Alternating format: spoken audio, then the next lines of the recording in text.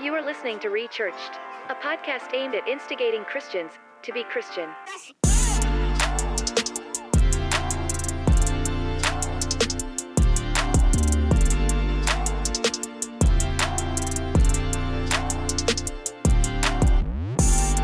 Hey, what is up, everybody? My name is Ethan Hoover, and you're listening to the Rechurched podcast. And I'm joined by Matthew Maher, my co-host. What's up, dude? How you doing today, Ethan? Pretty good. Just just doing a podcast with you. That's all. Right. Love it. We don't have anything else to do, right? That's right. Nothing else going on. Well, if you have been listening to season 2, we've been going through this thread of time from not the beginning of time, but the beginning of the church. So the early church all the way through this thread of time, and we've been looking at the difference between the church biblically and the church by name. And we've also been trying to answer the question of what that means for us today. So we're actually in this episode, we're in the present in this episode that we're going over. So last episode we talked about the civil rights movement, which was 1950s, 60s, 70s, 80s. And then we're kind of fast forwarding into the 2000s to present in this episode. And whether or not this is the title, this is basically the gist. American complacency versus global persecution. Right. And those are two drastic differences that we have as a church. And so I think this episode's gonna be clear, concise, I think straightforward and pretty short. Yeah, probably. Yeah. So we went over right at the tail end of last episode, but after the civil rights movement and the Jesus movement, why did the church kind of go to sleep? Why did the church shrink back? Shrink back, yeah. I honestly think because we moved into this place of conformity in essence, really. So you move out of the civil rights movement. There were several important landmark decisions that occurred during that time period that have done damage to the fabric of society.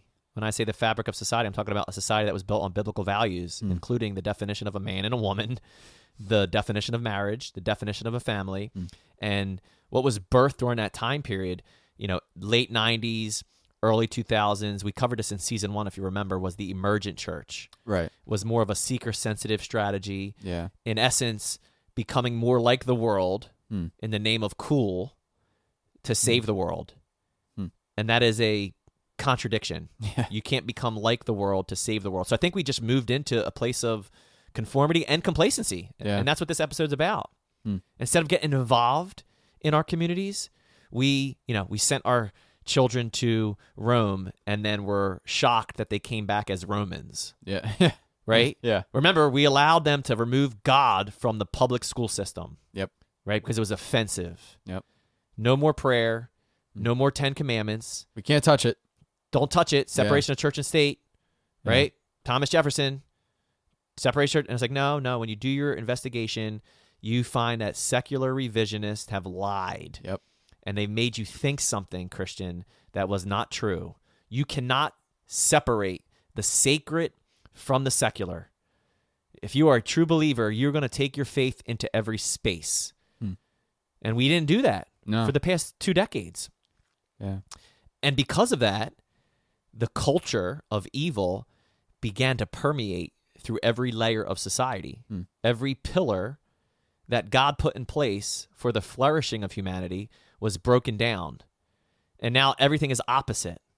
So what is God doing? He's waking up those that are complacent. How did he do it? It all came crashing, or I'll say vomiting, from beneath the surface to above the surface in 2020. I think that is literally the line of demarcation that God was like, all right, now I'm going to cause the entire world to vomit. Yeah. And you're going to see that evil was lurking beneath the surface. Yep. And now, church, wake up. Yeah. So America's experiencing not persecution like the global church is. And we're going to talk about that and how God uses persecution. We started this entire season looking at the inception of the church. Yeah. And what caused the early church to spread like wildfire? It's persecution. Raw persecution. Yeah. And you had physical persecution. Yeah, physical incarceration or execution. That's persecution. Yeah. From Stephen being the first martyr to thousands thereafter, you had to actually put your life on the line. Yeah. Right? So with the gun to your head, do you believe in Jesus Christ? Yes or no?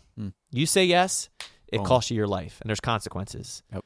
You say no, you compromise just to fit in. So I say that as a figurative analogy and a literal analogy. Yeah. Right? Are you willing to put it all out there because Jesus Christ died for you? Therefore, your life is no longer yours. Yeah. So I think we're seeing persecution in its early stages where you are labeled names that can be very critical, whether it be from our previous episode, labeled a racist, if you call out the racist ideologies that exist. Isn't that funny? Yeah. What you're doing is racist. No, you're a racist. Yeah, and then wait, you're what? silenced. If you talk about the biblical model of the family, including the role of a man and a woman, you're a bigot. Yeah. Right? If you talk about the sins of sexuality in all directions, homosexuality, heterosexuality, outside of the confines of marriage, the divine design of marriage, you are a sexist. Like you are labeled these very egregious names, which cause people to be silenced or canceled. And it's like, you know what? I'm not even going to speak my mind anymore. Yeah. It's not worth it. Yeah. And it puts your faith to the test. Yeah. So I think those types of people are waking up and going, you know what? I got to do the right thing before God. And the world is experiencing persecution where you can't even have a Bible, Ethan, in China and Iran and all these countries that are killing people. Oh, it's crazy. For believing in Jesus. We have no idea. No idea. Like what I was thinking when you were saying that, like, how do we get lulled to sleep? Well, we believe the lie that the church is confined within four walls. And it's not. If we've learned anything this season, is that it is not a building. It's a people. And the church is a living organism of multiple people. It doesn't have to do with material buildings. But we believe that lie. We stayed confined to our four walls. We didn't touch anything out of it. But that was the greatest lie probably ever told. And it's led us to where we're at now. But I guess just contrasting American complacency, American church or American Christianity complacency with global persecution, I thought it would be interesting to kind of just give our listeners who are likely listening from North America an idea, if they didn't know, an idea of what the church in Iran, China, and even Korea are going through right now.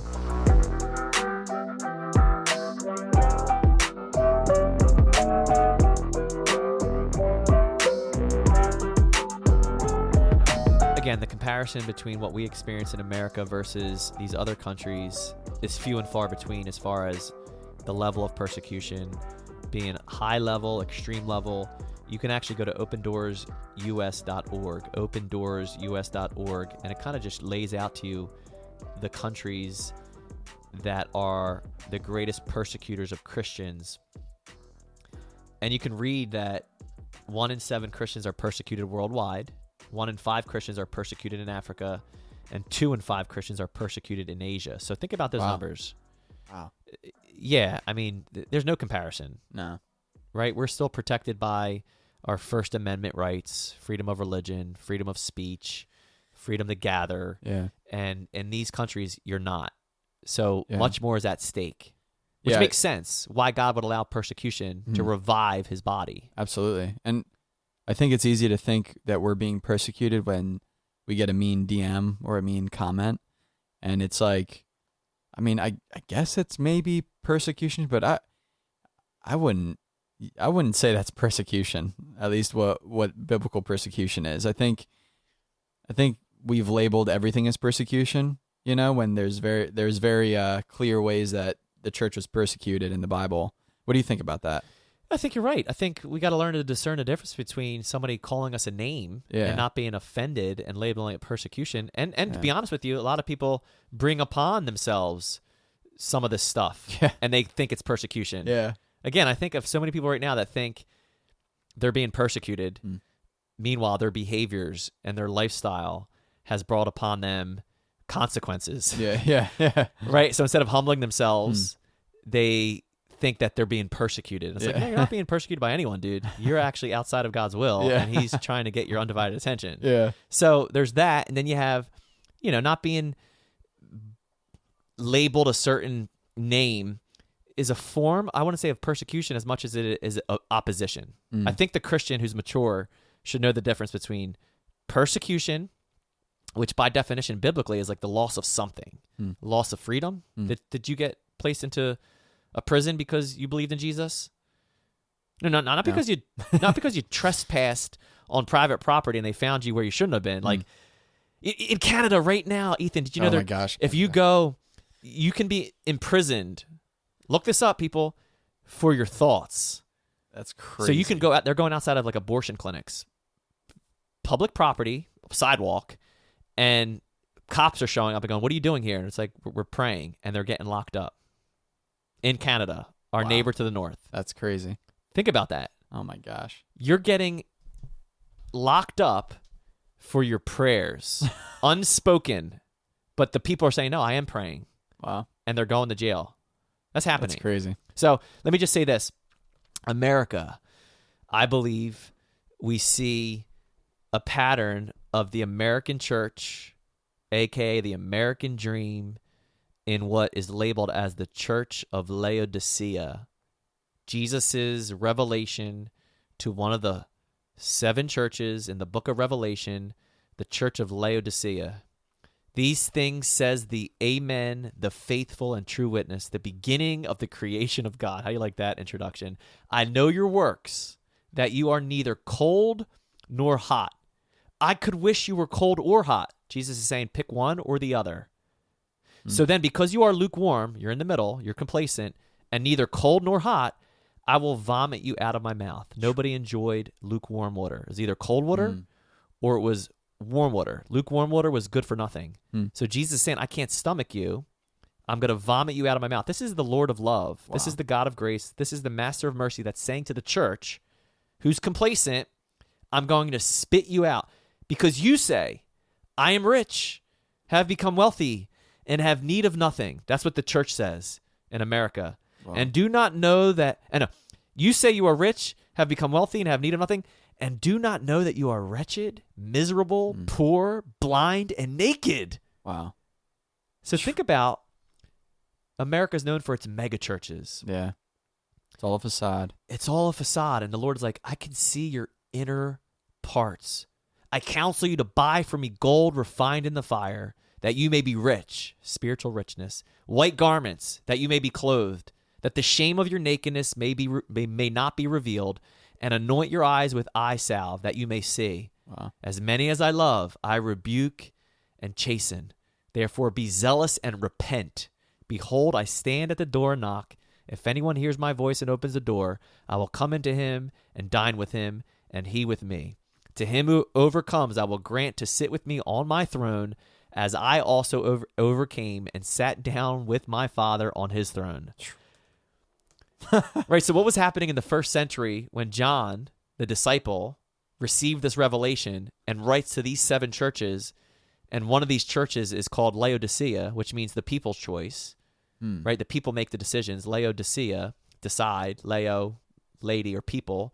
You're deciding what you think is right. Wow. And we pride ourselves on, our numbers, the metrics of our numbers, and our outreach, and how many people follow our ministry, and we are comfortable. And then 2020 hits, and the Lord begins to expose how empty and lacking of substance so many churches had. Man. And the government says, you have to shut your doors, but abortion clinics can stay open. Crazy. And marijuana dispensaries can stay open.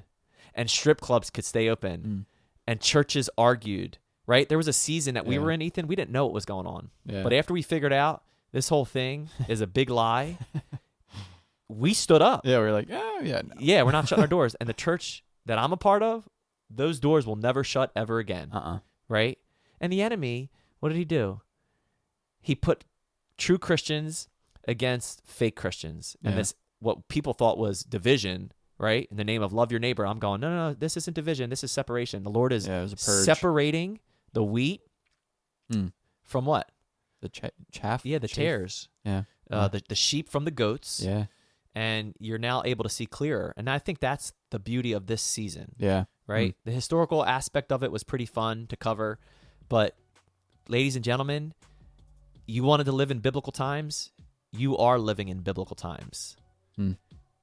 The Bible is coming alive in our world.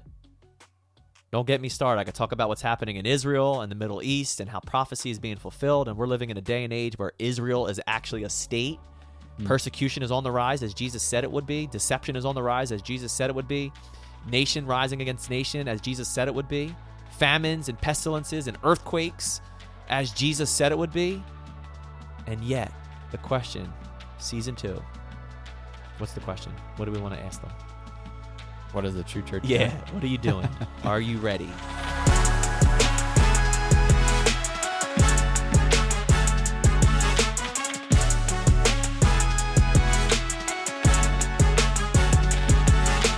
So we don't want to be, these doom and gloom guys, that are like, beware, the end is near. But there is something to be said about persecution being ramped up worldwide.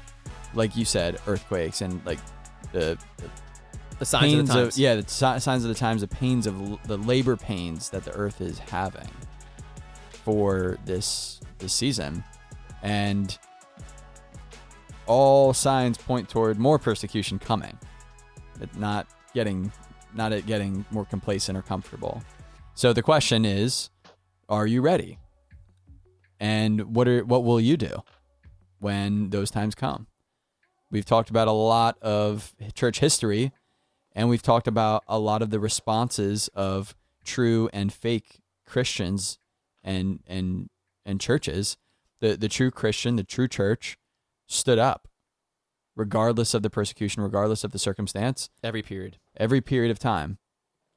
They displayed truth in love and love with truth. Amen. And they didn't separate the two.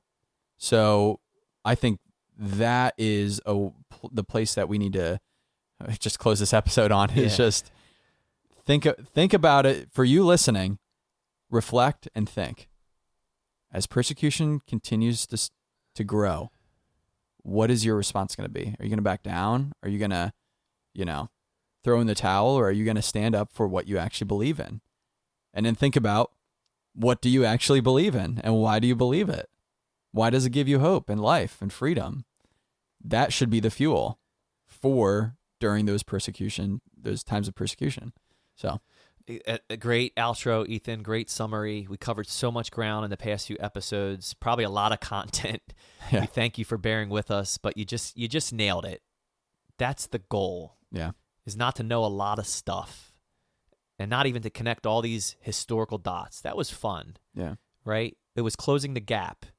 Remember, going back to what does the Bible say about the ecclesia? How did the church of Acts, in the book of Acts, how did they operate? Can we close that gap? Because we've gotten far off where we should be. Yeah.